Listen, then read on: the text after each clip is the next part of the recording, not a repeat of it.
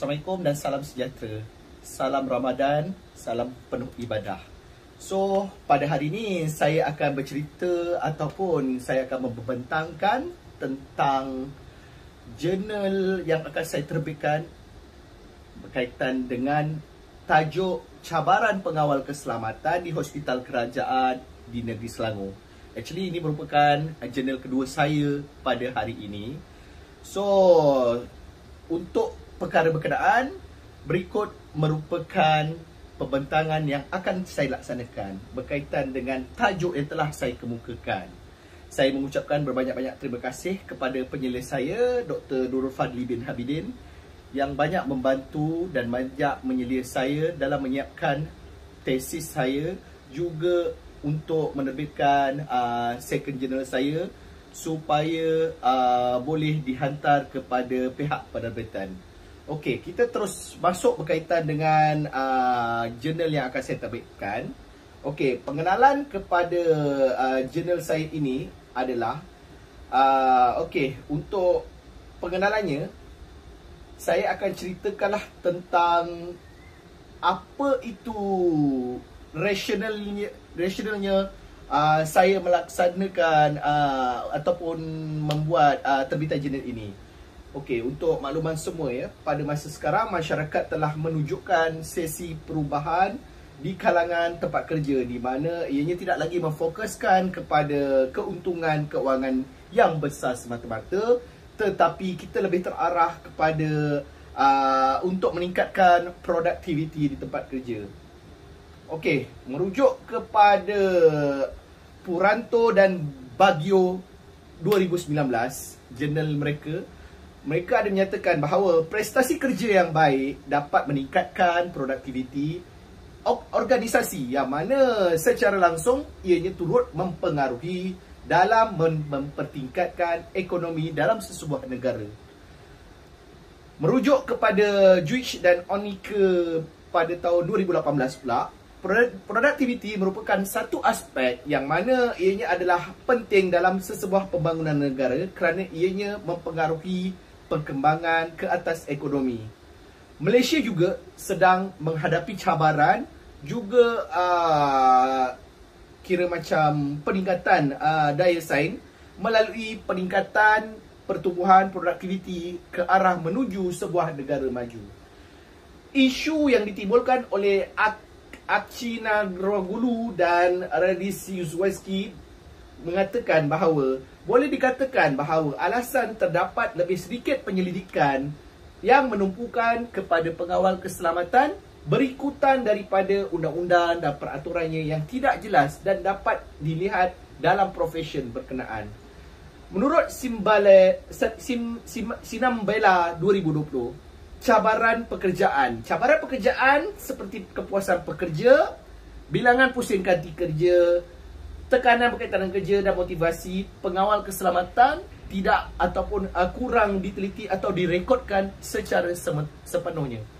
Di dalam penerbitan jurnal saya ini juga ada dinyatakan di bahagian penyataan masalah, di mana antara cabaran-cabaran kepada pengawal keselamatan adalah seperti ancaman kematian, kecederaan, rampasan, serangan dan juga penahanan ataupun tawanan. Ianya telah memberikan kesan negatif ke atas diri dan juga tempat kerja, di mana di dalam diri itu merangkumi psikologi, tekanan fizikal juga tekanan emosi. Di tempat kerja, kesan negatif yang kita nampak lihat kat sini adalah tentang fungsi dan peranan mereka sebagai pengawal keselamatan, juga prestasi kerja mereka. Merujuk kepada Nala Gurinskaya dan Rafaelova 2017, berkaitan dengan pekerjaan yang berisiko tinggi yang serupa juga, akibat kesan dan yang berlaku ke atas pengawal keselamatan yang bekerja turut mempengaruhi kesan psikologi dan prestasi kerja mereka. So, kita tengok pula kepada objektif kajian. Okey, objektif kajian yang dilaksanakan, yang dia ada 5 objektif yang saya mentionkan dalam penerbitan jurnal saya ini. Yang mana yang pertama, kita akan meneroka tentang faktor-faktor yang menyumbang kepada keputusan mereka ini untuk kenapa mereka nak menjadi pengawal. Yang keduanya, untuk menyiasat bentuk-bentuk cabaran yang dialami oleh pengawal keselamatan dalam industri keselamatan swasta.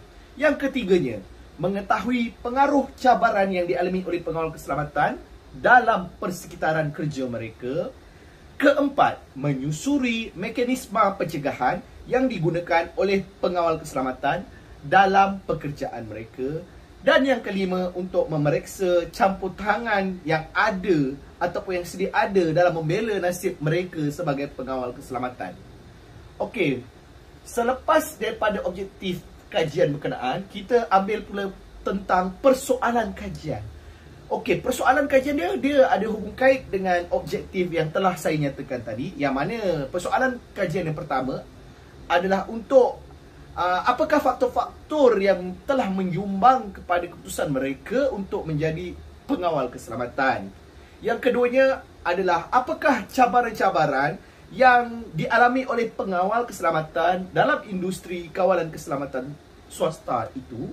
Yang ketiga, bagaimanakah cabaran yang dialami oleh pengawal keselamatan dalam persekitaran kerja mereka, yang mana ianya telah mempengaruhi kehidupan mereka dan juga mempengaruhi diri mereka. Yang keempat, bagaimanakah mekanisme ataupun kaedah yang boleh digunakan oleh pengawal-pengawal keselamatan ini bagi menangani ketegangan dalam kerja mereka. Dan yang kelimanya, apakah ataupun dengan bagaimanakah penglibatan dan tindakan pihak-pihak yang berkepentingan ini dapat memberikan sokongan kepada pengawal-pengawal keselamatan kontrak berkenaan. Dalam melaksanakan jurnal ataupun tesis ini, kaedah kajian yang akan saya laksanakan adalah menggunakan kajian naratif. Kajian naratif ni sebenarnya adalah digunakan dalam kajian untuk membuat platform yang mana ianya digunakan dari kita gunakan, yang mana para peserta akan berkongsikan pengalaman mereka secara terperinci dan diceritakan kembali kepada penyelidik yang melaksanakan kajian berkenaan. Okey, di dalam meneroka cabaran pekerjaan di hospital kerajaan yang saya spesifikkan di negeri Selangor, naratif penyelidikan adalah satu bentuk penyelidikan di mana penyelidik akan mengkaji kehidupan individu-individu ini bagi memberikan cerita dan juga pengalaman mengenai kehidupan mereka. Ianya kemudiannya dipulihkan menjadi kronologi dalam penyelidikan. Okey, dalam melaksanakan kajian berkenaan, populasi dan persampulan adalah seperti mana yang dinyatakan. Populasinya adalah sebuah syarikat keselamatan yang tidak dinyatakan dengan kekuatan sebanyak 336 pengawal keselamatan kontrak di sebuah hospital kerajaan di negeri Selangor. Sampel daripada populasi diambil adalah 3 orang pengawal keselamatan wanita dan juga 11 orang pengawal keselamatan lelaki, yang mana umur mereka di antara julat 30 hingga 45 tahun dan bekerja minimum selama 3 tahun sebagai pengawal keselamatan. Okey, merujuk kepada Muhajjan 2018, bagi mewujudkan satu hubungan toleransi kepada penyelidikan yang hendak dilaksanakan, pendekatan melalui kaedah kajian di lapangan bersifat setempat telah dijalankan. Ianya berikutan daripada maklumat-maklumat dalam kajian yang dijalankan yang diperolehi melalui kaedah temu bual secara semi berstruktur serta pemerhatian yang dijalankan secara spontan. Merujuk kepada Hackley 2019 pula, dalam melaksanakan penyelidikan secara kaedah kualitatif, jangka masa kajian adalah bergantung kepada tahap ketepuan data yang diperolehi, yang mana satu keadaan apabila data dikumpul bertindih antara satu sama lain dan ianya tidak lagi berupayaan bagi menghasilkan data-data yang baru. Instrumen kajian. Untuk instrumen kajian, saya menggunakan kaedah temu bual, di mana ianya bertujuan untuk mengkaji hanya beberapa individu yang telah dipilih seperti mana yang telah saya nyatakan sebentar tadi, mengikut persampelan yang bertujuan. Kaedah temu bual secara semi berstruktur digunakan, yang mana pada asasnya temu bual semi berstruktur menggabungkan ciri-ciri yang lebih flexibility, di mana temu bual dijalankan adalah secara tidak berstruktur dan juga secara terbuka dengan ciri mengarah dan juga seragam.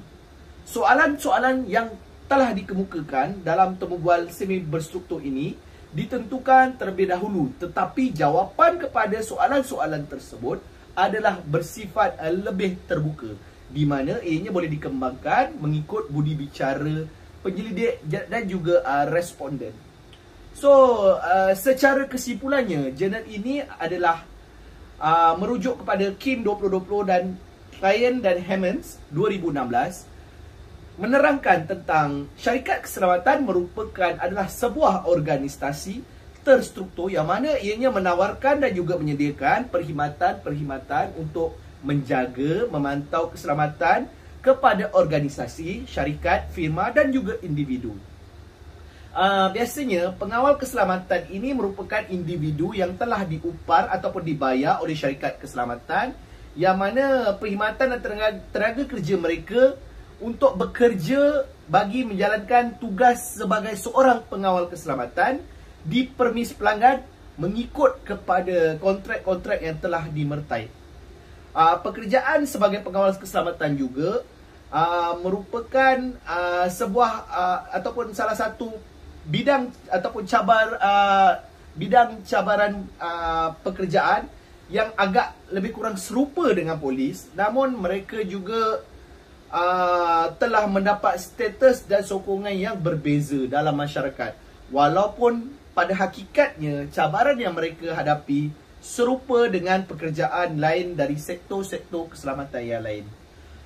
Dan untuk yang terakhirnya, kesimpulan secara overallnya, pengalaman kerja mereka ataupun yang dihadapi oleh kebanyakan pengawal keselamatan semasa mereka bekerja merupakan satu cabaran dan peluang yang telah dihadapi oleh pekerja ataupun pengawal keselamatan berkenaan.